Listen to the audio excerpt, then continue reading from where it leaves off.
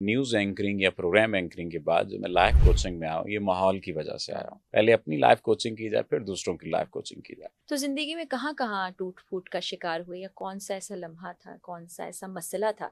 लेकिन उन हज़रत ने मुझे ज़िंदगी का ऐसा सबक दिया कि एतमाद जो है, हुँ, वो गिने-चुने लोगों पर करना है। मैं 2 बातें अक्सर कहा करता हूँ कि लोग मारे जाते हैं तवज्जो के कैंसर की वजह से। ख़वातीन या मर्द रो रहे होते थे। वो कहा करते थे, "सर जी शुक्रिया आपने टाइम निकाला और आप हमारी बात सुन रहे हैं, हमें तो कुछ सुनता नहीं है।" वालिद से ख़ास तौर पर जी, मोहब्बत का इज़हार हाँ। नहीं करते। जो तलाश हम कर रहे होते हैं उसमें अमूमी तौर पर 98% हमारी तलाश गलत साबित होती है कि वो बातें जो शायद अपने महरम से नहीं कर पा रहे होते हैं, वो मुझसे कर रहे होते हैं, वो मुझसे शेयर कर रहे होते हैं। अस्सलाम वालेकुम एंड वेलकम टू फराई क्रार्स पॉडकास्ट। आज जो शख्सियत हमारे साथ मौजूद हैं वो लोगों की ज़िंदगी में खुशियाँ भरती हैं, उनके मसाइल को कम करने में बहुत मदद देती हैं और ऐसे लोगों की बहुत ज़्यादा ज़रूरत है जो इसमें हमारी मदद करें। कभी-कभी ना हम डिनायल में चले जाते हैं और मानते नहीं कि हमारे साथ ऐसा भी हो सकता है या हमारे साथ ऐसा हो रहा है। तो ये जो नौजवान शख्सियत हमारे साथ मौजूद हैं, ये आपको ये जानने में भी मदद देती हैं कि आपके साथ ऐसा है और क्यों है और फिर इसका हल क्या है। इब्तदाई तौर पर तो इनका करियर एक एंकर के तौर पर शुरू हुआ, लेकिन आहिस्ता-आहिस्ता ज़ाहिर है जब ज़िंदगी में आप बढ़ते हैं आगे और बहुत कुछ देखते हैं तो इन्होंने सोचा कि कोचिंग की जाए। फिर वो रिलेशनशिप कोचिंग में और लाइफ कोचिंग में तब्दील हो गई। हमारे बहुत ही अज़ीज़ दोस्त, कॉलीग सफ़दर अली आज हमारे साथ मौजूद हैं। अस्सलाम वालेकुम सफ़दर। वालेकुम अस्सलाम, बहुत शुक्रिया। देखें कि ज़माना कैसे-कैसे तरतीब बदलता है। एक वक़्त हम आपको देख रहे होते थे, फ़ॉलो कर रहे होते थे, बतौर कुलीग के अच्छा फिर आज यहाँ पर छापा मार रहे हैं, यहाँ पर प्रोग्राम हो रहा है और आज हम बैठकर स्टूडियो में पॉडकास्ट कर रहे हैं, डिस्कस कर रहे हैं। इतने अच्छे तारुफ़ के लिए शुक्रिया और मज़ीद शुक्रिया फिर बाद में मैं अदा करता रहूँगा। बिल्कुल। अभी हम जो है ना, हुँ, एक एक बात मुझे बताइए कि आप ज़िंदगी को, ये तो आपने ज़ाहिर है जो बात की है तारुफ़ में, वो तो अलग है। आप ज़िंदगी को इतनी बारीक नज़री से शुरू से ही देखते आ रहे हैं। ज़िंदगी आपको बहुत कुछ सिखाती है और मैं तो कहती हूँ ज़िंदगी बड़ी उस्ताद है। ज़िंदगी बड़ी उस्ताद सबसे है। बड़ा उस्ताद जो ऐसा है ही ना, है, ऐसा वो ही है। ज़िंदगी है। तो ज़िंदगी के जो उतार-चढ़ाव, नशेबो-फराज़ जो हैं, उसने मुझे सीखने पर मजबूर कर दिया। शायद एक और माहौल में पली-बड़ी होती तो ज़िंदगी मुख्तलिफ होती या मेरी हुँ, सोच का ज़ाविया हुँ। मुख्तलिफ होता, लेकिन उसने तब्दील कर दी। इसका जैसे मतलब ये है कि माहौल इम्पैक्ट करता है। बिल्कुल। तो जो बात मैं असल में कहना चाह रहा था, जिस तरफ मैं लाया हूँ, वो ये हुँ, है कि न्यूज़ एंकरिंग या प्रोग्राम एंकरिंग के बाद जो मैं लाइफ कोचिंग में आया हूँ, ये माहौल की वजह से आया हूँ। मेरे इर्द-गिर्द ऐसे लोग, ऐसे दोस्त हुँ, मौजूद थे कि जिनसे सीखा और खुद भी शौक था कि हाँ, ज़िंदगी के मसाइल को पहले खुद सीखा जाए, समझा जाए। पहले अपनी लाइफ कोचिंग की जाए, फिर दूसरों की लाइफ कोचिंग की जाए। वो वारिस शाह वाली जो बात है, हीर वारिस शाह हुँ, तब लिखी गई, तब कामयाब हुई जब हड बीती उसने सुनाई, हुँ, जग बीती नहीं। तो ये सिलसिला जो है वो रिलेशनशिप कोचिंग का या लाइफ कोचिंग का, मुझे ऐसे लगता है कि प्रोफ़ेशन तब जाकर बना है जब मैं अपने ऊपर तमाम तर कह लीजिए कि सारे तजुर्बात कर चुका था या कर रहा था। हुँ, तो मुझे लगा कि यार इसमें स्पेस भी है और मुझ में सलाहियत भी है। हुँ। स्पेस और सलाहियत हो तो दोनों काम कॉम्बिनेशन अच्छा हो जाता है। सफ़दर, इससे पहले कि हम लोगों के मसाइल से हुँ, मुतल्लिक़ या जो हमारे माशरे में मसाइल अभी बड़े उभर कर सामने आ रहे हैं उसकी जानिब बढ़ें, आपने आगाज़ में जो गुफ्तगू का रुख मोड़ दिया तो एक सवाल मेरे ज़हन में भी हाँ, आया हाँ। कि जब इंसान खुद पर झेलता है या उससे गुज़रता है, तो वो 2 तरह का इंसान बन जाता है। एक तो वो जो सोचता है कि ये हुआ है तो मैं भी दूसरों के साथ ऐसे ही करूँगा। एक वो जो सोचता है कि अगर मेरे साथ ऐसा हुआ है तो मैं किसी के साथ होने नहीं दूँगा।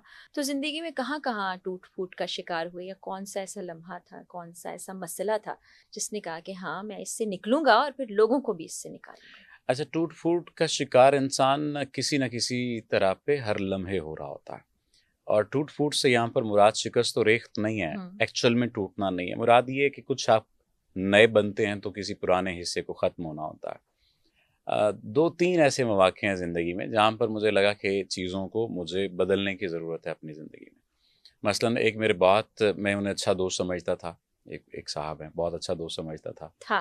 था। तो मुझे ऐसे लगा कि ये हाथ मिलाने वाले हैं तो गले मिलाने वाले भी हैं।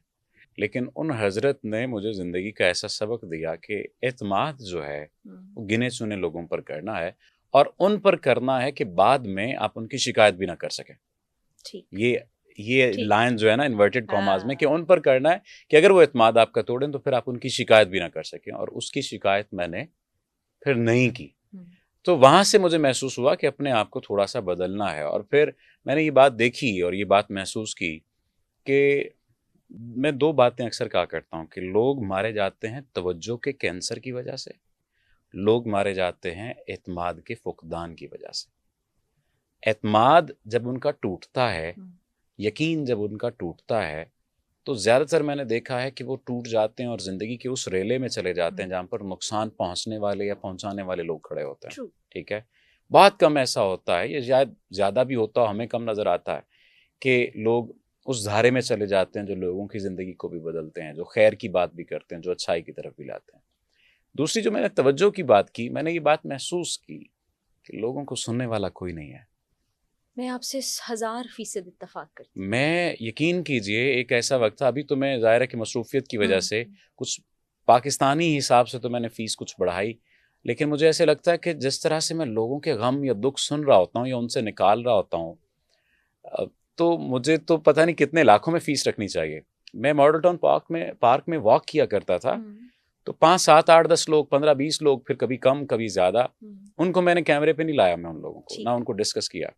यकीन करें कि मैं आलती पालती मार कर बैठ जाता था, वो भी सारे वैसे बैठ जाते थे, हम डिस्कस किया करते थे और ख़ातीन या मर्द रो रहे होते थे। वो कहा करते थे, सर जी शुक्रिया आपने टाइम निकाला और आप हमारी बात सुन रहे हैं, हमें तो कुछ सुनता नहीं है। माँ बाप के पास टाइम नहीं होता। मैं अक्सर देखता हूँ, अक्सर लड़कियां इस शिकायत में और इस दुख में होती हैं कि बाप के गले नहीं लग सकी। ये बड़ा अलमिया है। ये आज हम एक जगह जिक्र भी कर रहे थे कि हम वालिद से खास तौर पर मोहब्बत का इजहार नहीं करते। ये बड़ा अलमिया तो माँ जो है वो डांटती रहती है। माँ का प्यार का एलिमेंट होता है, ये नहीं कि नहीं होता, लेकिन जो डिस्टर्ब बच्चे होते हैं या डिस्टर्ब फैमिलीज होती हैं, मैं उनकी बात कर रहा हूँ, बिला वजह बिला तुकान बेतुकान डांटती रहती हैं और तवज्जो नहीं मिली, प्यार नहीं मिला, और उस तवज्जो को तलाश किया मुआशरे के किसी भी हिस्से में और वो तलाश गलत साबित हो गई।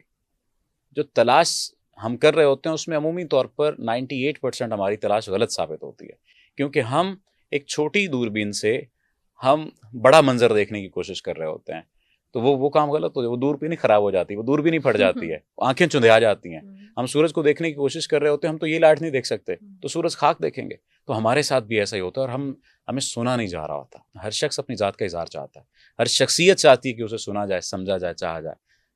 मैंने ये कोशिश की कि यार मैं सुनने वाला बनता हूँ, क्योंकि सुनने वाले कम हैं, और यकीन करें कि जब सुनने वाले बने हैं तो सुनाने वाले या बताने वाले या गम शेयर करने वाले इतने लोग इकट्ठे हैं कि वो बातें जो शायद अपने महरम से नहीं कर पा रहे होते हैं, वो मुझसे कर रहे होते हैं, वो मुझसे शेयर कर रहे होते हैं। मैं आपको एक छोटी सी मिसाल दूँ। एक दफ़ा ऐसा हुआ कि मुझे किसी ने कहा कि सर मैं ट्रैवल नहीं कर सकती, मेरी एज ज़्यादा है और मेरे आर्थराइटिस का इशू है। 60 ईयर प्लस खातून थी, तो अगर आपके लिए पॉसिबल है तो आप इस्लामाबाद आ जाएं, मैं आपका TADA जो कुछ भी बनता है तो वो मैं आपको पे करूँगी। मैंने कहा कि मैं आज तक ऐसा किया नहीं, लेकिन चलें ये भी देखते हैं, ये भी कर लेते हैं। मैंने स्टेटस लगाया कि इस्लामाबाद में मैं आ रहा हूँ और आप लोगों से मुलाकात होगी, face to face meeting session होंगे। उसी घर के बाकी 4 और लोगों ने भी सेशन बुक कर रखे थे। अब किसी को उन चारों पांचों को नहीं पता था कि इस बंदे से मिलना है, और मुझे तो वैसे ही नहीं पता था क्योंकि मैं तस्वीर तो नहीं मंगवाता, वो डिटेल्स होती हैं असिस्टेंट के पास, वो भेज देता है, फिर मुलाकात का टाइम तय हो जाता। तो उन्होंने एड्रेस दिया, मैं चला गया। अब वो जो 3-4 पहले एक चेहरा आया, दूसरा चेहरा आया, तो वो मुझे ना मतलब जान पहचान वाली नजरों से देख रहे हैं। अच्छा। लेकिन उसके साथ साथ क्या है कि वो परेशान भी हैं। तो मैंने ना एक को रोक के पूछ लिया, मैंने कहा आप मुझे बार बार देखते हैं, फिर अंदर चले जाते हैं, फिर कुछ कहना चाहते हैं। उन्होंने कहा कि मैंने भी आपसे सेशन बुक किया हुआ है। तो पीछे से आवाज आई, मैंने भी सर सफदर के साथ सेशन बुक किया हुआ है। 5 लोग एक घर में रह रहे हैं। मेरे लिए तो ये कामयाबी है कि 5 के 5 लोग मुझे सुनते हैं बतौर कोच या लाइफ कोच या कुछ भी कह लीजिए, बतौर इन्फ्लुएंसर ही कह लीजिए। मेरे लिए तो ये कामयाबी है, लेकिन उन 5 को आपस में इतनी स्पेस नहीं मिली कि वो एक दूसरे को सुना सकें। ये बड़े दुख की बात है। ये कहानी ये बताना का मकसद बुनियादी तौर पर तो ये हम जो शुरू में बात कर रहे थे कि तवज्जो का फुकदान, ये बिल्कुल वहां पर नुक्ता जाके जुड़ गया।